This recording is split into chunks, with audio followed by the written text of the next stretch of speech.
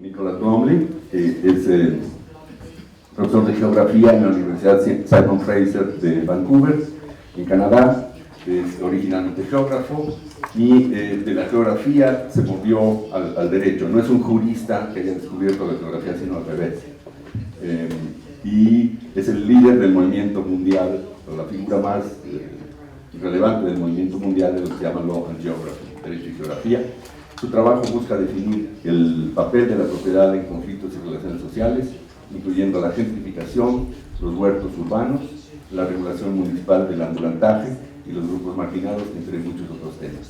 Bueno, sin más preámbulo, Nick, gracias por estar con nosotros y estamos listos para escuchar tu presentación. Gracias. Thank you. Well, good. Buenos días y gracias. Me da muchísimo gusto estar con viejos amigos y hacer nuevos amigos y que participan en esta conversación tan importante sobre la propiedad. Y por supuesto que no voy a estar hablando directamente sobre el tema de México, la Ciudad de México, porque no es mi área de especialización.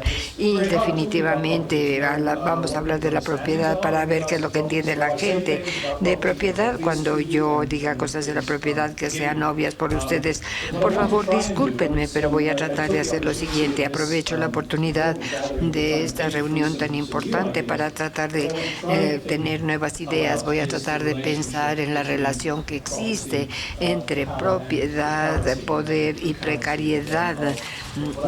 Y lo que estamos tratando de hacer es concentrar esta conversación en precariedad con un poco más de cuidado para darles a ustedes una idea de lo que voy a tratar de hacer en el tiempo que tengo, 40 minutos. Es realmente reconocer que la propiedad y la ley de la propiedad estructura las relaciones de acceso y de control. La propiedad privada protege el acceso a algunos y le niega el acceso a otros, o sea, esa es la definición. Y en este sentido, la propiedad en sí misma es de importancia constitucional, constituye un orden social para mejor o para peor. Yo sugiero que una de las formas en que nosotros podemos accesar el trabajo constitucional de la propiedad, tanto desde el punto de vista analítico como ético, probablemente sea en relación al concepto de precariedad.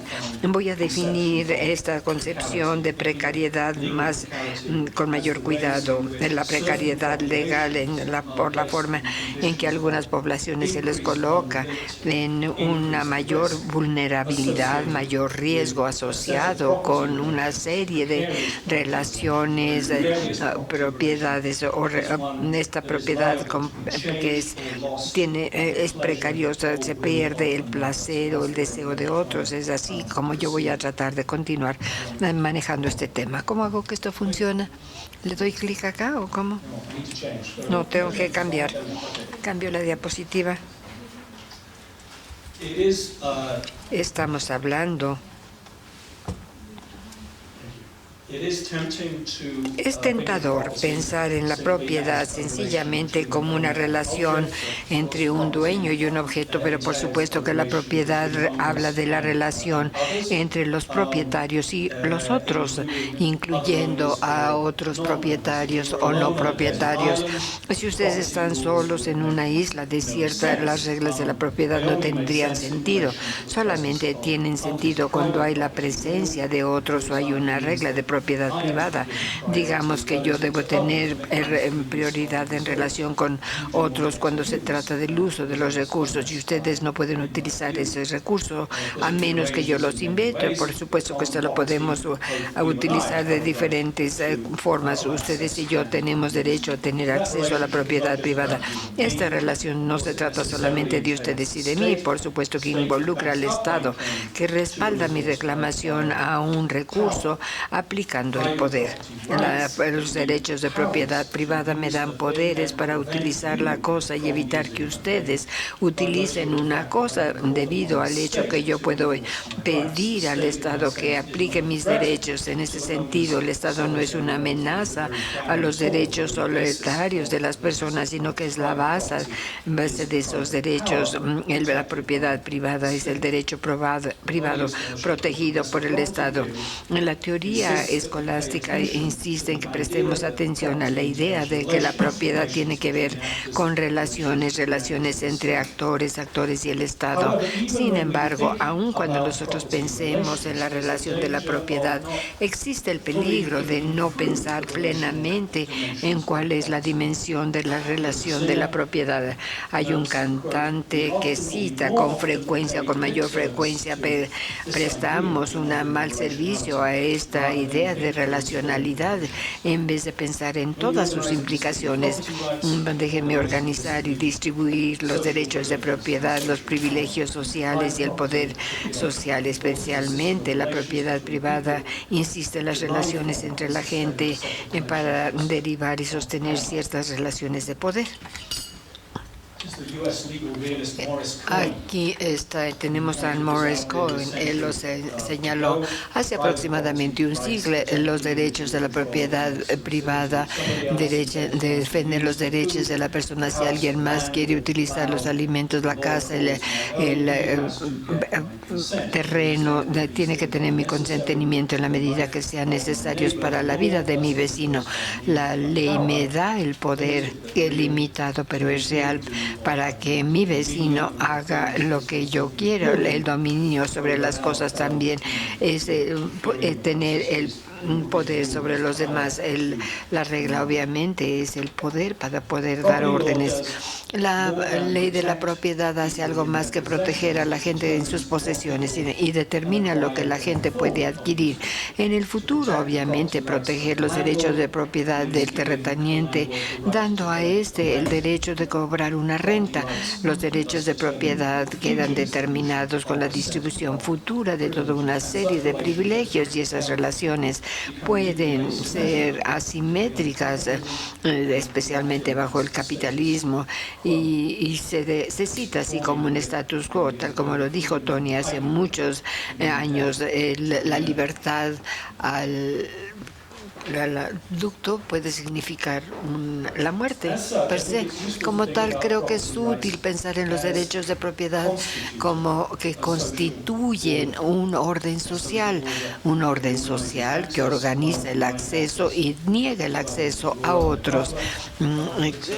Esto, como lo dijo Laura, los derechos de la propiedad son derechos sociales, incluyen el cómo nosotros como sociedad hemos decidido premiar los derechos de algunas personas para los bienes finitos y negar esta reclamación de propiedad a esos mismos productos de otros. Esa definición debe ser considerado como que es un problema constitucional, un argumento que Jerry Singer también ha presentado. Él dice que la propiedad inherentemente habla del orden social y constituye toda una serie de relaciones sociales para bien o para mal. Refuerza la idea de lo que esto significa, o sea, vivir en una sociedad libre y democrática y para poder vivir con las personas con respeto. Singer dice que esto no se trata solamente de la asignación de recursos escasos o el manejo de información o la coordinación del uso de tierra entre los usuarios que están en competencia. Se trata de nuestra forma de vida también.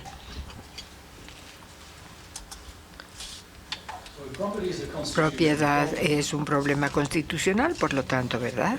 La pregunta es cómo evaluamos este trabajo constitucional de la propiedad, tanto en términos generales como en particular. Y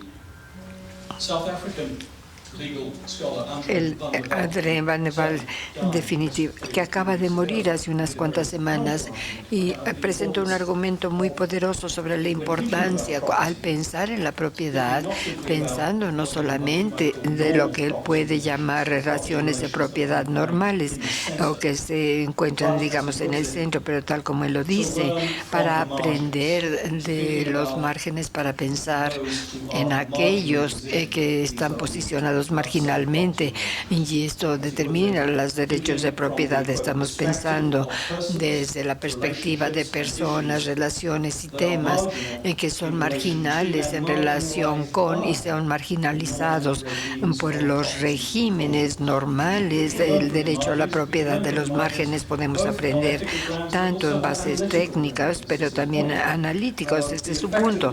El efecto de las reglas legales en personas marginalizadas nos da introspección importante de cómo una serie de reglas de la propiedad funcionan, y también en términos más generales de los derechos bajo la Constitución. Para mí es una introspección muy valiosa.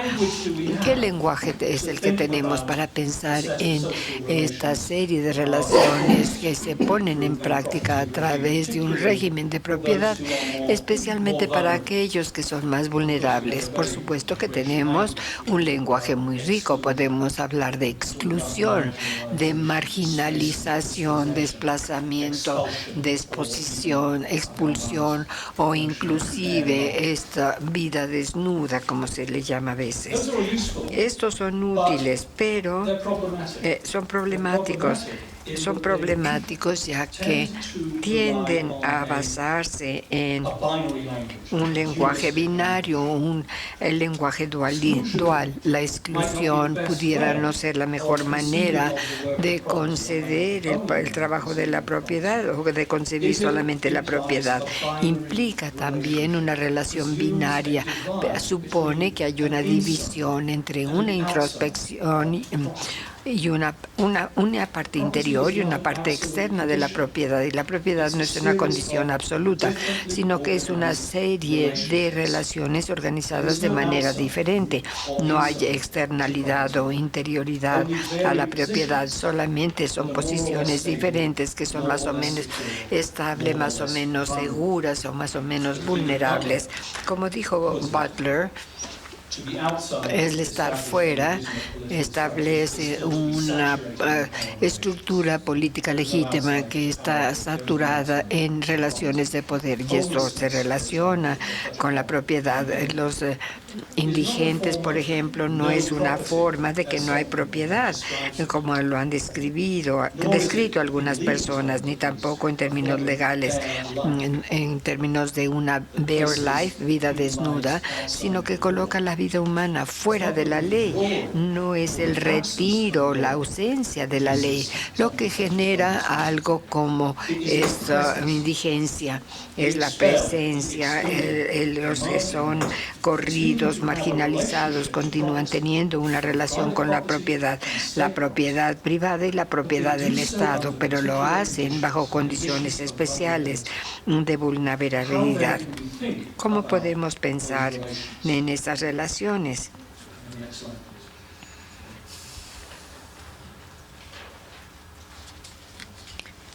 Sí se puede decir indigencia, ¿verdad? Y un concepto posible, y agradecería sus pensamientos sobre el tema, un concepto que puede ser de útil analíticamente, también como éticamente útil. Y hablo de la precariedad o precariedad. La precariedad es una frase que se invoca en muchos círculos académicos y en círculos activistas. Creo que especialmente en Europa, no sé en qué medida la precariedad aquí se ha hecho una palabra, una situación prevalente dentro del contexto latino o americano. Esta de precariedad es un término que puede tener varios significados. Algunos lo utilizan exclusivamente para el mercado laboral. Lo quiero ampliar esta palabra de precariedad en términos más generales. Otros lo usan para describir una condición de exposición diferencial riesgo estructuralmente producido, así como incertidumbre producido de esta misma manera. La precariedad habla de estas condiciones inducidas y algunas de las poblaciones sufren porque no tienen redes de apoyo y se exponen diferencialmente a lesiones. No es algo generalizado, sino que la precariedad es especialmente concentrada. Podemos hablar del precariado, el proletariado, el precariato se lleva a un trabajo que es más bien precario. Los ciudadanos en la precariedad, también como la habitación precaria. Pero la idea de precariedad o de la condición de estar en un estado precario, en cuanto a lo que yo lo sé, no se utiliza mucho en relación con los académicos legales o la ley de la propiedad o los derechos a la propiedad. Esto es bastante interesante, porque si uno ve la palabra precario, es de origen legal. Etimológicamente se deriva de una relación legal del siglo XVII. Es una palabra del siglo XVII, cuando menos es cuando se incluye esta palabra en el lenguaje inglés. Una relación legal precaria incluye una relación legal especial. De acuerdo con la ley romana, el precarium era un contrato por medio del cual el propietario le permitía a otra persona usar o tener temporalmente alguna cosa, un terreno, por ejemplo, con la condición de que podría ser regresado cuando lo solicitara el propietario. Un derecho precario en este sentido es el derecho de una persona lo transfiere a otro para que se beneficie de él hasta que el dueño se decida revocar ese derecho. La tenencia mensual, digamos, esto sería una relación que puede ser terminada en cualquier momento. No hay contrato como tal. Incluye inclusive una relación desigual claramente entre el tenedor del título y la persona que está utilizando el bien, y el propietario puede revocar el derecho en cualquier momento y legalmente o conceptualmente hablando se hace a solicitud de las personas, y la derivación latina de precarius literalmente es pedir, rezar, rogar, es una solicitud humilde, se pide algo humildemente. Por lo tanto, los derechos sobre la tierra se dicen que son precarios. Es como si estuviéramos basados en una oración, en una plegaria. Sugiere la vulnerabilidad, significa también la dependencia desigual, el riesgo y la incapacidad para controlar los términos de una relación. Entonces creo que tal vez sería útil pensar en la precariedad legal en ese sentido, más enfocado. Es una relación que puede cambiarse o perderse a placer de uno o de otro. Todas las relaciones de propiedad, en cierta forma, son precarias, aún la propiedad privada.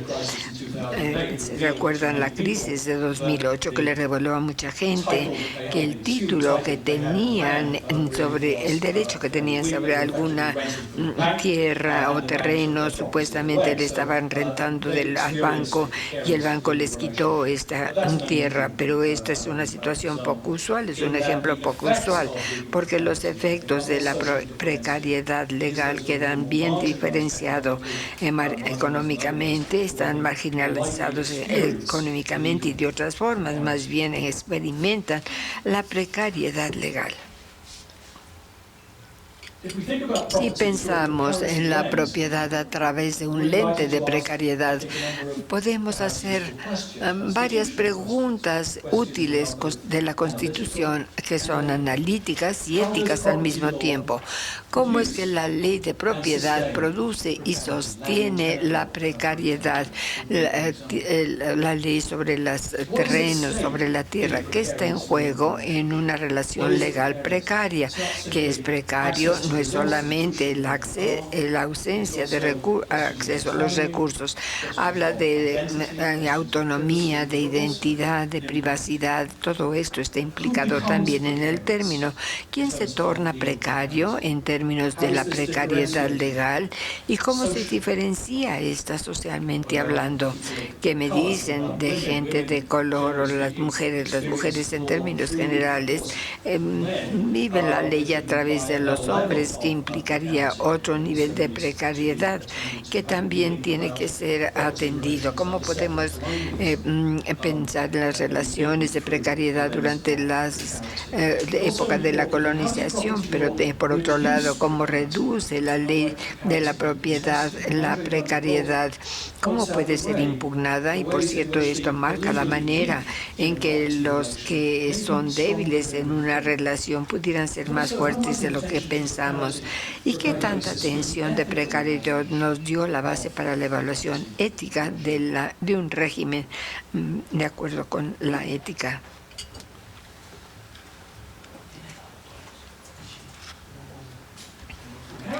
La precariedad es útil pensando en esta relación, la relación entre la casa, la ley de la propiedad. Es definitivamente los Estados Unidos y Canadá. Hay un trabajo de Beisner-Veil que sacaron el año pasado. Sugieren que los académicos legales, cuando menos en los Estados Unidos, se han desatendido en pensar en esta relación. El estudio de la casa, de la pobreza, se trajeron una relación nueva a esta relación, pero especialmente en el mercado de rentas privadas, en donde la mayoría de las familias pobres viven. Hay una brecha enorme en términos de la escolaridad, pero la renta de una casa habla del derecho temporal de utilizar la tierra o del contribuyente, del terrateniente, que es el dueño de la tierra. En este sentido es precario, porque el terrateniente puede negociar y renegociar estos en términos a su favor. Podemos pensar en los que rentan casas de manera precaria y son los que viven de manera sistemática y en seguridad. Este es un caso de Sudáfrica. Creo que es una manera útil para pensar también de la precariedad legal, el acceso al rento de las casas, las condiciones bajo las cuales la pueden ocupar y utilizar. Utilizo este término de terratenienda. Yo creo que habla de este concepto feudal de poder y tiene que cuidarse la capacidad del terrateniente de renegociar los términos de esta relación, pero al enfocarse en esta relación precaria también es útil, ya que nos pone en la alerta al papel tanto de ambas partes en una relación. Si hablamos solamente de los marginalizados, estamos hablando solamente de un tipo de constituyentes, pero hablar de esto habla de la relación de dos partes y esto también debe ser considerado. El libro de Matthew Becknus, Evicted, o sea, desalojado, salió este año de la evacuación. Se le titula La pobreza y la riqueza en la ciudad americana. Y habla de la enorme riqueza que se extrae al dar estas casas a renta de no muy buena calidad. No hay una suma, sino que estamos en una barrera. No es una casa que se renta sin la ley que protege el derecho del terrateniente para extraer la mayor utilidad en un departamento más bien precario y que está de bajo nivel. Todo lo que surja bajo este tema creo que es importante. Tal vez en una manera más enfocada para poder rastrear el trabajo de la precariedad.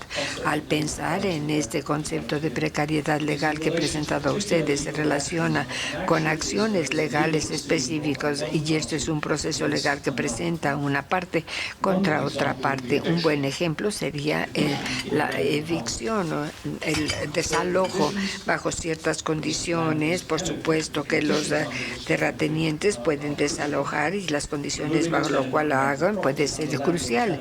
Digamos que, según entiendo, la ley habla de la recuperación de la propiedad porque se tiene un título superior y es inherente en este tipo de relación. Es interesante la etimología de la palabra evicción, que viene del francés o bien sea, es un término militar que quiere decir conquistar, o sea, matar a la otra parte en una batalla, y uno recupera el campo a través de este concepto de desalojos, si así lo quieren llamar. Los desalojos están muy poco estudiado, rastrea la experiencia rutinaria de los desalojos para mucha gente marginalizada. El caso de Milwaukee es en especial, o sea, se tiene bajo ingresos, las familias minorías son sujetas a ser desalojadas, sugiriendo que hay una experiencia de renta para poder avanzar en los siguientes 2 años. Madres solteras, las mujeres latinas, las negras, tal como se dice, los negros se quedan encerrados y las mujeres pobres se quedan expulsadas, ¿no?, de los interiores. Y esto en términos de los bienestar, la destrucción de las redes sociales, las oportunidades de empleo, y esto también es un marcador muy importante porque es más difícil para la gente accesar posteriormente a una casa decente porque están bajo condiciones aún más precarias, incluyendo casas de bajo nivel económico para el Consejo Legal, para los inquilinos pobres que sistemáticamente están en desventaja cuando hablamos de renegociar los términos de esta relación, la relación legal que existe con su terrateniente, que se puede volver un poco más precario como consecuencia. También podemos pensar las condiciones de aquellos que se han sido expulsados del mercado de renta o los indigentes. Conceptualmente, este es el acceso de una propiedad públicamente y las condiciones por las cuales lo pueden hacer en términos legales se han vuelto cada vez más precarias. Legalmente, el indigente se enfrenta a una situación que se puede cambiar, cito, o se puede perder a la discreción de alguien, y el otro es el Estado como dueño de la propiedad pública. Una manifestación excelente, que es otra acción legal, es la ley para violación de la ley con relación a la propiedad privada. Esta ley se puede aplicar a otras esferas. También un libro de Herbert and Beckett que se llama Banished, prohibido, de hace varios años, documenta el papel de varias limitaciones legales espaciales en la ciudad de Seattle.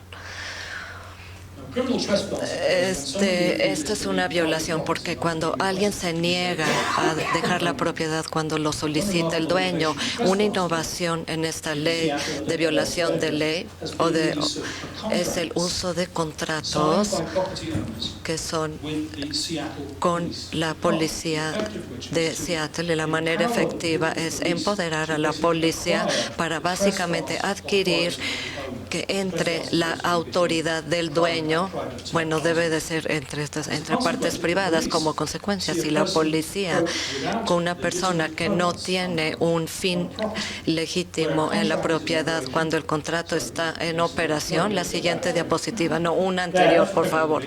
Sí. Con razón estaban un poco confundidos, decía. Bueno, esto es un ejemplo de estos contratos en Seattle de hace varias semanas, y aquí hay muchísimas ciudades estadounidenses así como canadienses. Estos son los contratos que se han publicado, en este caso en un negocio privado. Entonces, si la policía que tiene un fin legítimo cuando el contrato está en operación, el oficial puede violar entrar a la propiedad. La persona no puede volver a entrar a la propiedad en el siguiente año. La violación de esto se le puede arrestar a la persona por haber entrado ilegalmente a la propiedad. En esta nota de Beckett, la gente no nada más se les ha expulsado de propiedad privada, por ejemplo, en bibliotecas, en centros recreacionales, transporte público, campus de universidades, hospitales y dependencias de servicios sociales. Y también es difícil de impugnar, que ustedes como pueden anticipar, es colocar al indigente en una situación mucho más peligrosa, su falta de capacidad para entrar a otros lugares y comprometiendo su seguridad física. Entonces, como podemos ver, la precariedad legal en muchísimos contextos.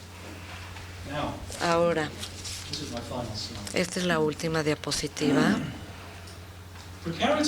La precariedad es útil. Bueno, me gustaría oír sus comentarios en términos analíticos. Y esto nos lleva a las dimensiones de la propiedad y las relaciones de poder que son parte de estas relaciones. Es útil, pero también sería útil normativamente. Y esto nos permite identificar la producción de precariedad, cómo la precariedad se produce, producida materialmente y simbólicamente, la manera como la gente diferencialmente se sitúan con respecto a un régimen de propiedad.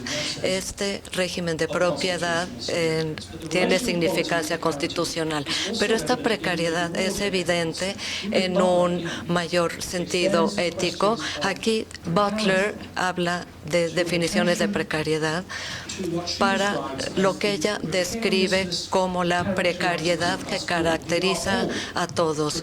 Todos somos precarios. Somos precarios por el hecho de que lo tenemos biológicamente, por ser humanos, porque vivimos en sistemas sociales. La precariedad, como ella dice, implica vivir socialmente. Este es el hecho de que una vida siempre está en las manos del otro, de amigos, familia, servicios sociales, sistemas económicos. Podemos expandir estos sistemas, incluyendo al sistema de propiedad. La precariedad implica la exposición a los que conocemos y no conocemos, la dependencia de la gente de los que conocemos o que no conocemos o no conocemos poco. Esto debe de estar dado por la dependencia de otros. Muchos son anónimos y esto nos lleva a una obligación. Si nosotros tomamos la precariedad de vida como nuestro punto de partida, entonces no hay una vida sin dependencia y porque las redes, la sociedad y vida.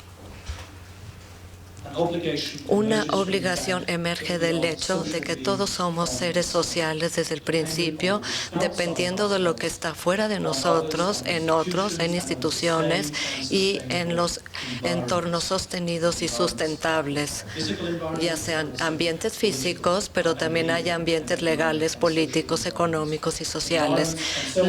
Y entonces, en este sentido precario, para sostener la vida como sustentable, hay algunas las condiciones y hay que ver una renovación y fortalecimiento de estos. Si somos precarios, es necesario que nosotros protejamos las condiciones, incluyendo las relaciones de propiedad que pueden minimizar la precariedad. Muchísimas gracias.